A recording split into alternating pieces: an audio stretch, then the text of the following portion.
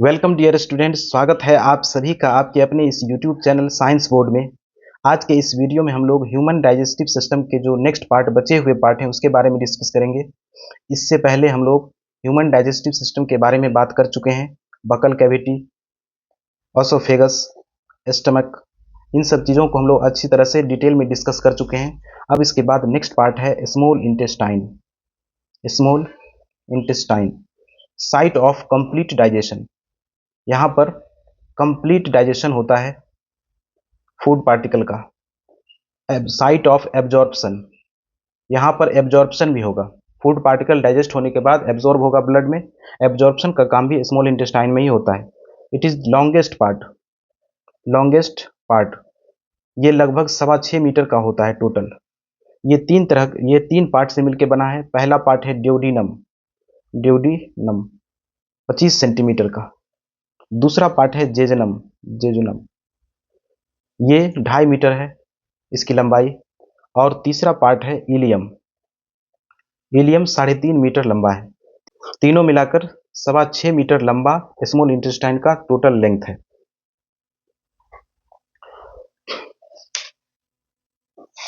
सबसे पहला पार्ट है वो है डोडिनम। ड्यूडिनम 25 सेंटीमीटर लेंथ का पार्ट है। ड्यूडिनम का लेंथ 25 सेंटीमीटर है। ड्यूडिनम सी शेप का स्ट्रक्चर है। इसका शेप सी शेप होता है। ड्यूडिनम में दो तरह के एक्सेसरी ग्लैंड ओपन होते हैं। एक का नाम है लीवर और एक का नाम है pancreas. Leaf like structure pancreas. ये दोनों एक कॉमन डक्ट के थ्रू इस ड्यूडिनम में ओपन होते हैं। यानी जब स्टमक से फूड मूव करता है ड्यूडिनम में, उसी समय लीवर सिक्रीट करता है बाइल जूस, जो कि इसके गॉल ब्लेडर में स्टोर होता है। और ये बाइल जूस रिलीज होगा और फिर ये आ जाएगा कॉमन डक्ट में।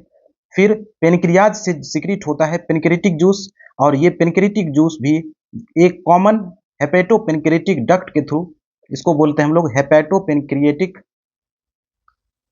डक्ट, इस डक्ट के थ्रू ये आ जाएगा किसमें, ड्यूडिनम में। और जो फूड है, फूड के साथ ये मिक्स होगा और बाइल जूस और पेनक्रियाटिक जूस के जो एंजाइम्स हैं फूड के साथ मिक्स होकर फिर फर्दर डाइजेशन कंप्लीट करते हैं। इसमें सबसे पहले लीवर सिक्रीट करता है bile juice. Bile juice bile juice एक एल्कलाइन लिक्विड है। एल्कलाइन लिक्विड, इसका पीएच 8.4 समथिंग 8.4 के आसपास होता है। Bile juice water plus bile salt और बाइल पिगमेंट से बना है। बाइल पिगमेंट मेन इसका कंपोनेंट है, बाइल साल्ट और बाइल पिगमेंट। बाइल साल्ट का काम है फैट का डाइजेशन करना, यानी फैट को इमल्सिफिकेशन करना। और बाइल पिगमेंट स्टूल को specific colour, yellowish colour provide करता है। बाइल साल्ट इमल्सिफिकेशन करता है फैट का। Emulsification of fat.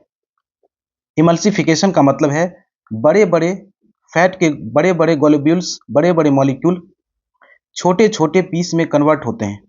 छोटे छोटे फैट के मॉलिक्यूल के पीस में, इसको हम लोग काइलोमाइक्रोन्स या माइक्रोन्स बोलते हैं।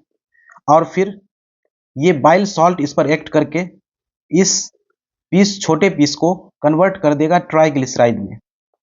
ट्राइग्लिसराइड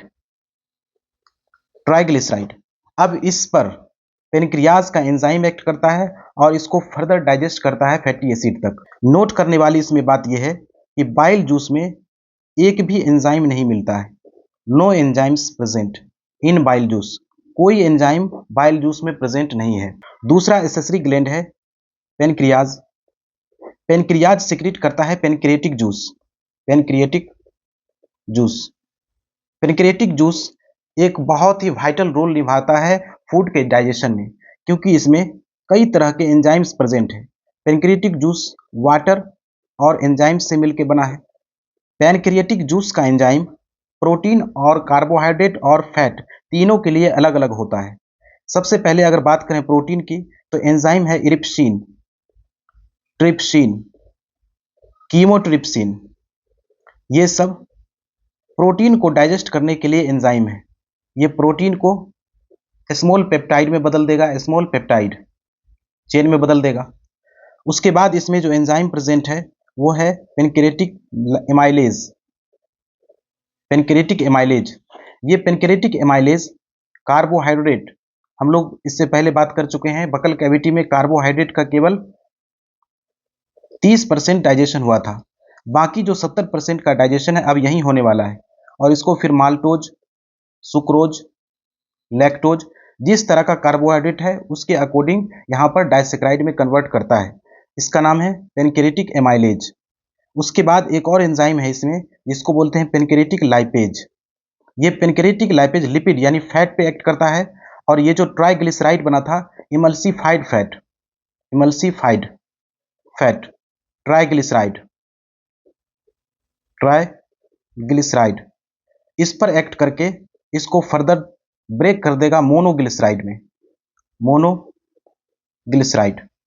इस तरह से पेनक्रियाज का एंजाइम वाइटल रोल निभा रहा है किसमें, प्रोटीन के डाइजेशन में, कार्बोहाइड्रेट के डाइजेशन में, और ट्राइग्लिसराइड फैट के डाइजेशन में। फाइनल डाइजेशन के लिए एक और जूस है जिसका नाम है इंटेस्टाइनल जूस। ये इंटेस्टाइनल जूस इलियम के वाल से सिक्रीट होता है, वाल, इलियम वाल, और ये वाटर, और इसमें कई तरह के एंजाइम प्रेजेंट हैं, एंजाइम। और यही एंजाइम पेनक्रिएटिक जूस ने जो ब्रेक किया था मॉलिक्यूल्स को, उस मॉलिक्यूल को फर्दर उसके लोएस्ट फॉर्म में तोड़ने का काम है इंटेस्टाइनल जूस के एंजाइम का।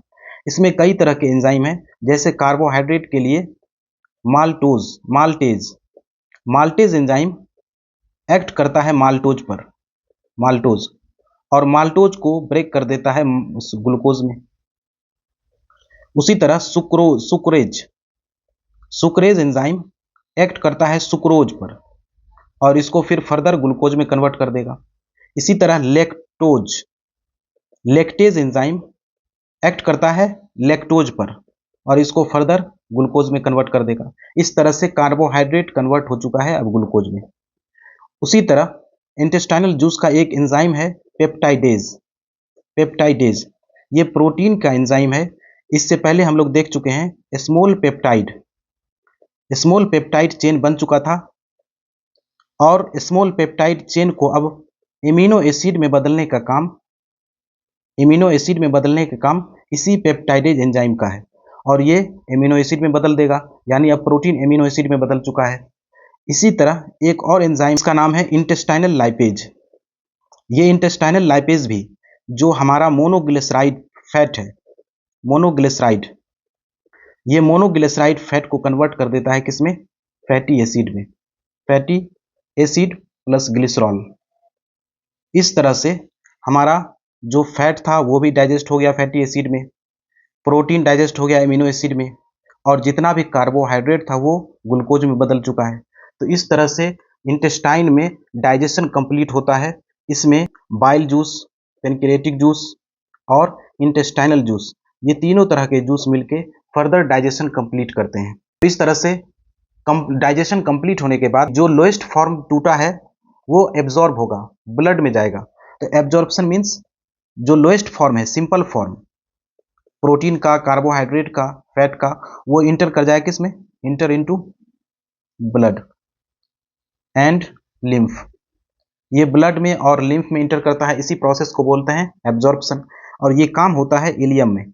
स्मॉल इंटेस्टाइन का जो तीसरा पार्ट है इलियम, ये बहुत हाईली क्वाइल्ड है और बहुत ही पतला है, और इसके अंदर माइक्रोविलाई पाए जाते हैं, hair like projection, hair like projection, inner wall में हेयर लाइक प्रोजेक्शन पाया जाता है, और इस हेयर लाइक प्रोजेक्शन को हम लोग बोलते हैं माइक्रोविलाई और विलाई, माइक्रोविलाई। ये माइक्रोविलाई में ब्लड सप्लाई है और लिम्फ वेसल का भी सप्लाई है। यहाँ पे ब्लड वेसल भी है, ब्लड वेसल, और लिम्फ वेसल भी है, लिम्फ वेसल। अब क्या होगा कि जो लोएस्ट फॉर्म टूटा है, कार्बोहाइड्रेट का ग्लूकोज, प्रोटीन का एमिनो एसिड, एमिनो एसिड, कोई हार्मोन्स और विटामिन्स, ये सब एब्जॉर्ब होता है ब्लड वेसल में, ब्लड वेसल। विलाई में जो ब्लड वेसल प्रेजेंट है उसमें ये सारी चीज ब्लड में इंटर कर जाएगा। दूसरी तरफ ये जो बचा हुआ है फैटी एसिड, फैटी एसिड, ये फैटी एसिड इंटर करता है लिम्फ वेसल में, लिम्फ वेसल। लिम्फ वेसल्स को लैक्टियल्स भी बोलते हैं। इस लैक्टियल्स में फैटी एसिड का एब्जॉर्प्शन होता है। इस तरह से ये ब्लड में और लिम्फ में जो मॉलिक्यूल्स है वो एब्जॉर्ब हो चुका है। अब इसके बाद जो अनडाइजेस्टेड है, अनडाइजेस्टेड वेस्ट मटेरियल वो इंटर कर जाएगा फर्दर कहाँ पर, लार्ज इंटेस्टाइन में, लार्ज इंटेस्टाइन। तो आगे हम लोग देखते हैं लार्ज इंटेस्टाइन। स्मॉल इंटेस्टाइन के बाद जो पांचवा पार्ट है वो हमारा है large intestine. Intestine, large intestine large इसलिए बोलते हैं क्योंकि इसका डायमीटर ज़्यादा होता है, डायमीटर मोर। स्मॉल इंटेस्टाइन का डायमीटर कम होता है, लेकिन लार्ज इंटेस्टाइन का जो डायमीटर है वो ज़्यादा होता है। ये भी 3 पार्ट से बना है। सबसे पहला इसमें है सिक्कम, दूसरा है कोलोन और तीसरा है रेक्टम। इसका हम लोग अगर स्ट्रक्चर देखेंगे तो कुछ इस तरह से हम लोग को इसका स्ट्रक्चर दिखाई देगा। ये वाला पार्ट डायलेटेड पार्ट, ये सिक्कम, और इससे एक अटैच है फिंगर लाइक प्रोजेक्शन, और इस साइड में ये इस तरह से ये है रेक्टम, और ये वाला पार्ट एनस, ये रेक्टम, ये कॉलोन, यहाँ से यहाँ तक पूरा कॉलोन, और ये वाला जो पार्ट है ये डायलेटेड पार्ट ये है सिक्कम, और ये जो फिंगर लाइक स्ट्रक्चर दिख रहा है यही है अपेंडिक्स। तो किसी में जब इन्फेक्शन लग जाएगी इस अपेंडिक्स में तो फिर उसको ऑपरेट करके हटा दिया जाता है, क्योंकि ये वेस्टिजियल है, वेस्टिजियल। इसका हमारे बॉडी में कोई काम नहीं है। पहले इसका हुआ करता था जब आदि मानव यानी घास खाता था। ये सेलुलोज के डाइजेशन में हेल्प करता है, क्योंकि अभी भी जो कैटल्स है उसमें इसमें कुछ बैक्टीरिया पाए जाते हैं जो सेलुलोज का डाइजेशन, घास का डाइजेशन करते हैं, और इसलिए वो उसमें फंक्शनल है। लेकिन हम लोगों में क्योंकि सेलुलोज का डाइजेशन नहीं होता है, इसलिए इसको बोलते हैं वेस्टिजियल ऑर्गन, और जब कभी इसमें इन्फेक्शन लगेगा तो फिर इसको ऑपरेट करके हटा दिया जाएगा। अब देखें यहाँ पर जो हमारा इलियम है, ये इलियम जो मोस्ट उलझा हुआ पार्ट है इलियम, ये इलियम में जो फर्दर एब्जॉर्प्शन हो चुका है ब्लड में, अब जो अनडाइजेस्टेड फूड मटेरियल है, वेस्ट मटेरियल है, वो इसी पहले सिक्कम में इंटर करता है। यहाँ पर एक वल्व लगा हुआ है, इलियोसिकल वल्व। इस वल्व के थ्रू इंटर कर जाएगा वेस्ट मटेरियल किसमें, सिक्कम में फिर ये फर्दर आगे बढ़ता है, ये पहुंच जाता है कोलोन में। तो ये है असेंडिंग कोलोन, ट्रांसवर्स कोलोन, और ये डिसेंडिंग कोलोन। और ये जो कोलोन है इसके वाल में हाउस्ट्रा लगा हुआ है, और यहाँ पर मेन काम है जो होने वाला है। अब यहाँ पर होता है absorption of water and minerals. तो वाटर और मिनरल्स का एब्जॉर्प्शन इसी कोलोन में होता है। अब इसके बाद जब वाटर इसमें से एब्जॉर्ब हो जाएगा वाल में, कोलोन के वाल में जब वाटर एब्जॉर्ब होगा तो फिर धीरे धीरे ये जो अनडाइजेस्टेड फूड है ये सॉलिड होना शुरू होता है, और धीरे धीरे फिर स्टोर हो जाता है किसमें आकर, रेक्टम में। यहाँ पर ये रेक्टम में अब स्टोर है। अब इस एनस के थ्रू फिर इसका हो जाएगा इजेशन, एनस के through egestion, removal of waste material. अब इसको हम लोग बोलते हैं स्टूल या फीकल मैटर। अब इसका होगा egestion, removal of waste material is known as egestion.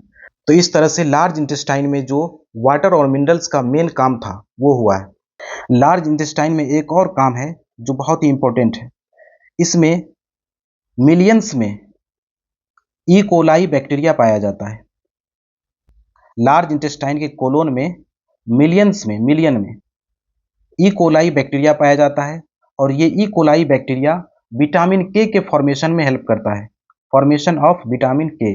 तो हम लोगों में ये ई कोलाई सिम्बायोटिक रिलेशन बनाकर है, और ये हम लोगों को विटामिन के बनाकर देता है। इसके बदले में ये हमारा फूड यूज करता है, ये हमारे रहने का जगह लेता है। इस तरह से ये सिम्बायोसिस रिलेशन बनाकर रहता है। तो उम्मीद है कि ये सारी चीज़ें आप लोगों को समझ में आई होगी। अगर नहीं समझ में आई तो एक बार और इस वीडियो को फिर से देखें, नहीं मज़ा आए तो पैसे वापस। तो इस तरह से डाइजेशन का प्रोसेस कंप्लीट होता है digestive system, small intestine, large intestine में। अब हम लोग इसके बाद रिस्पायरेशन देखेंगे, रिस्पायरेशन कैसे होता है, और उसका क्या प्रोसेस है प्लांट में भी और एनिमल में भी। नेक्स्ट वीडियो के लिए हमारे चैनल को सब्सक्राइब करें और लाइक करें और कमेंट करें और शेयर करें। आपको इसके नोट्स चाहिए तो वो भी अवेलेबल है। तो चलिए अभी के लिए बस इतना ही। Thank you.